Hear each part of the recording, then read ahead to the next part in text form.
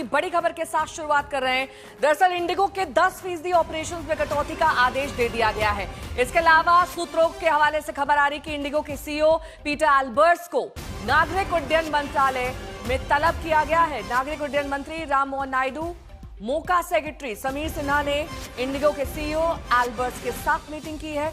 Indigo के operational status के बारे में पूछा गया है। इस मीटिंग में यात्रियों की देखभाल, रिफंड स्टेटस, रोस्टर स्टेटस और बैगेज स्टेटस पर बातचीत हुई है।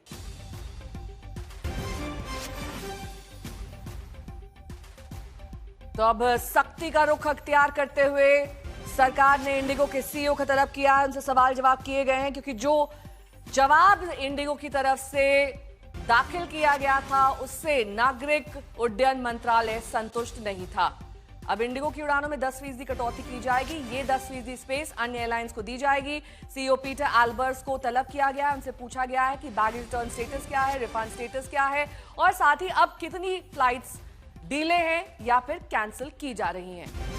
ये एक्सक्लूसिव तस्वीर हम आपको दिखा रहे हैं जिसमें नागरिक उड्डयन मंत्री इंडिगो के सीईओ से मुलाकात कर रहे हैं।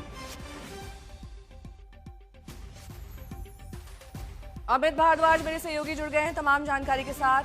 अमित, जाहिर तौर पर ये जो विपलिश आई है अभी नागरिक उड्डयन मंत्रालय की ओर से, ये उन तमाम यात्रियों को संतुष्टि देगी जो करीब 2-2 दिन तक उस विमान के इंतजार में खड़े रहे, उस एयरपोर्ट पर खड़े रहे जहां से उनकी फ्लाइट को टेक ऑफ करना था, ना कोई सूचना जारी हो। ये काफी है संतुष्ट करने के लिए?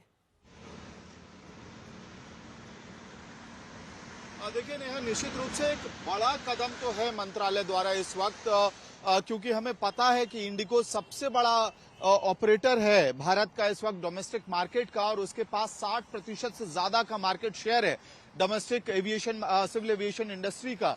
और ऐसे में विंटर स्केड्यूल का उनको 5 से 6% का इजाफा मिला था, लेकिन पहले 5% की कटौती की गई और दिन खत्म होते होते जब राममोहन नायडू ने पीटर एल्बर्ट्स के साथ बैठक की, उनको समन किया गया था मोका के हेडक्वार्टर्स में, राजीव गांधी भवन में, और उस बैठक के बाद ये ऑर्डर पास कर दिया गया है कि अब इंडिगो का 10% ऑपरेशन कर्टेल कर रही है सरकार। यानी कि एक बड़ा झटका है इंडिगो के लिए इस वक्त, क्योंकि हमने देखा बीते कुछ दिनों में कैसे देश के अलग अलग एयरपोर्ट्स में बस स्टैंड जैसे, बस स्टॉप जैसे हालात बन गए थे। और इसके बाद एक बड़ा डिसीजन मैसेज भी है इसमें, कई सारे मैसेजेस हैं। एक तो ऑपरेशंस को स्टेबलाइज करने का मैसेज, फ्लाइट कैंसिल ना हो ये इंश्योर करने का तरीका, लेकिन बाकी जो एयरलाइन ऑपरेटर्स हैं, चाहे एयर इंडिया हो या फिर आकाशा हो या स्पाइस जेट हो, उनके पास ये मौका होगा मार्केट में अपने शेयर को बढ़ाने के लिए। और अगर ऐसा होता है तो इंडिगो का शेयर घट के 57-58% तक आ जाएगा,